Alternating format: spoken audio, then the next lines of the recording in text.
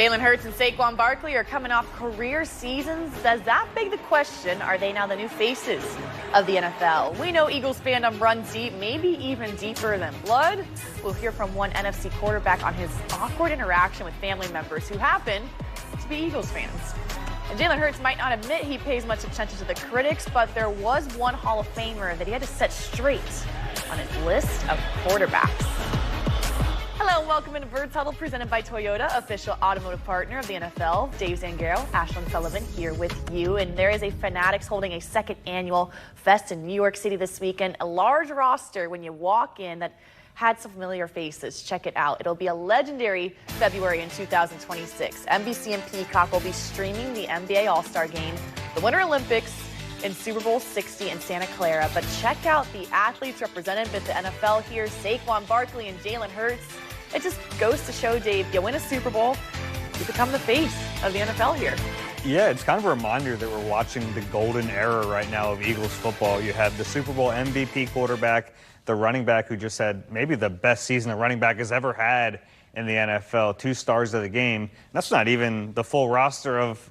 They could put A.J. Brown up there. They could have put the entire offensive line. They could have put Devontae Smith. They have a lot of star players. Right, and when you are so close to it every single day like we are here in Philadelphia, it is easy to forget that this is something that the league is paying attention to, the country is paying attention to. It's going to be a huge topic here coming up next season. Can the Eagles repeat as Super Bowl champions? And I think to us, it's like, well, yeah, why not? Look at this roster. But it's a major storyline that I don't think we talk enough about. Yeah, and this is a star-driven team, especially on the offensive side of the ball. Defense, you have Jalen Carter, too, and Zach Bond. A lot of big names on this team, and I think that's why we see them with so many primetime games. They're playing just about every night of the week this year. It's going to be tough to keep straight Thursday, Friday, Saturday, Sunday, Monday.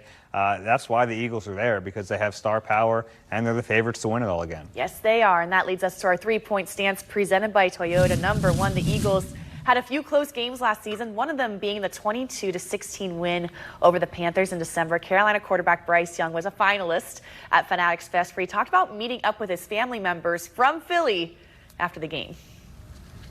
We have a bunch of family and then friends of family, and a lot of them are Eagles fans.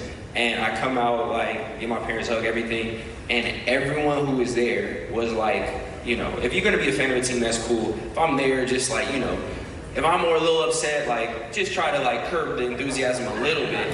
They were full, you guys that was terrible. You guys almost beat us. Don't ever do that again. But we got y'all. We killed y'all. Y'all can never. And I'm like, dude, I just got done playing 50 minutes ago. It's my first time meeting y'all. Please don't do this. So I've seen their loyalty was even as connected to me, their loyalty was with the Eagles over where I was at. So I was like, man, this Philly loyalty is real.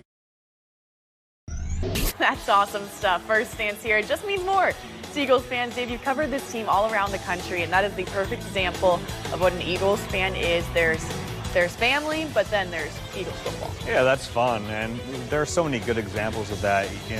We'll see another one this year, that LA game. It's going to be full of Eagles fans every time they go out there. They just pack that stadium. And those stories are always fun, though, especially normally you hear them after a player retires. They tell their war stories from playing in Philadelphia. It's weird to hear an active player talk about a young player. Probably got shaken a little bit in that stadium hearing all of it. But, yeah, I think that is fun. And it is an advantage. If you're an opposing player and you have to come into the link and play a game, it's not easy, especially, I guess, if your family members are a part of the fans in the stands as well. Yeah, interesting stuff there, but definitely just speaks to Eagles fans as a whole. But last year at the Fanatics Fest, Hall of Famer Peyton Manning shared his list of top 5 quarterbacks in the league. Jaylen Hurst did not make the cut. This is what Manning had to say yesterday when asked about the snub. I named 5 guys, and Jaylen Hurst texted me 20 minutes later, I didn't make your list, and now Jalen's mad at me. So no list today. Look, I'm a quarterback defender. I'm a quarterback fan. I know how hard it is to play, and so I pull hard for quarterbacks, and so no list this year.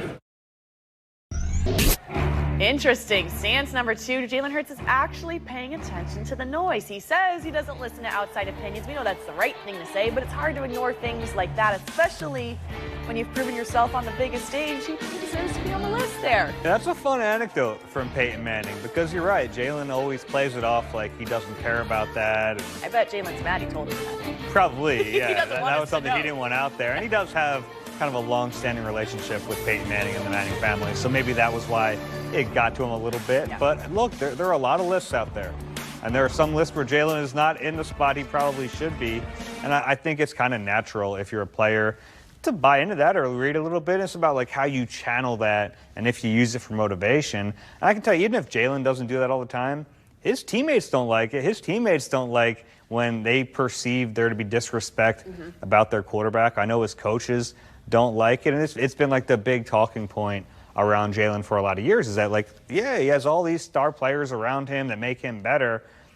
How often do we talk about how he makes his players better, which Never. does happen, and I think his teammates get really irritated by it, and they're a little more public with their disapproval of how he is ranked on those lists. But I would imagine if I'm Jaylen Hurst, it bothers me a little bit too. Right. You try not to pay attention to it, but it's always there. And truthfully, I always ask, what's he going to have to do to block out this noise, to overcome all this adversity where people doubt him? I don't know if there's ever anything he can do. Maybe win another Super Bowl this season, but that's just him, I think. That's his persona.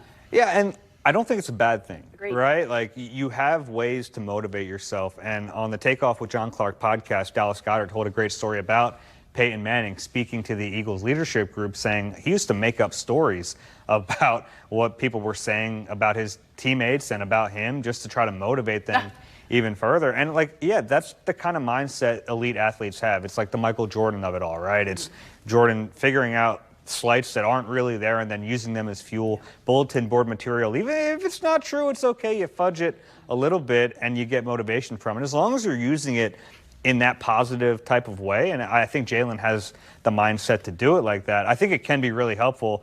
Even if no one's doubting you, if you think someone's doubting you, you can try to prove them wrong. Absolutely, and Jaylen Hurst has definitely done that, at least last season, which leads us to number 3. Vic Fangio and his staff will get the most out of young players. We know there are many new guys on this defense, but it all starts with coaching. Dave, this task that this staff has in front of them is big. There are a lot of holes. There are a lot of young players, but we said the same thing last year, and look how it turned out. Yeah, and I thought that was a great point from Vic Fangio when we spoke to him in the spring. He said, yeah, there are a lot of questions about young players on my defense right now, but think about all the questions we had a year ago, and that worked out pretty well. And look, it's probably a little unfair to expect every single young player to fill into those roles and be great. But you look at last year, and they deserve the benefit of the doubt. And it's not just Vic Fangio.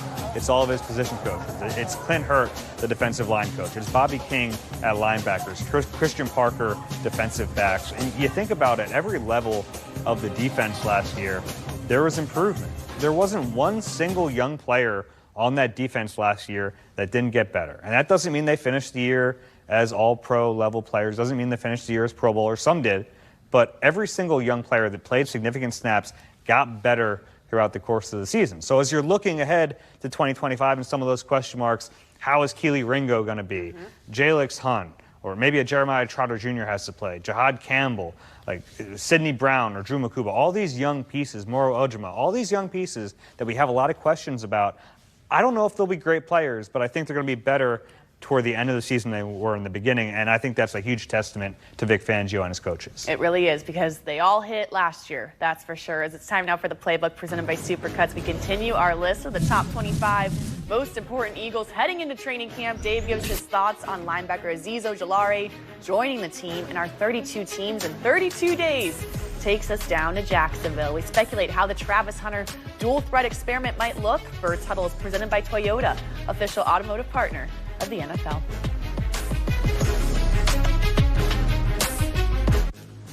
Birds Huddle, presented by Toyota, proud partner of the Philadelphia Eagles and official automotive partner of the NFL.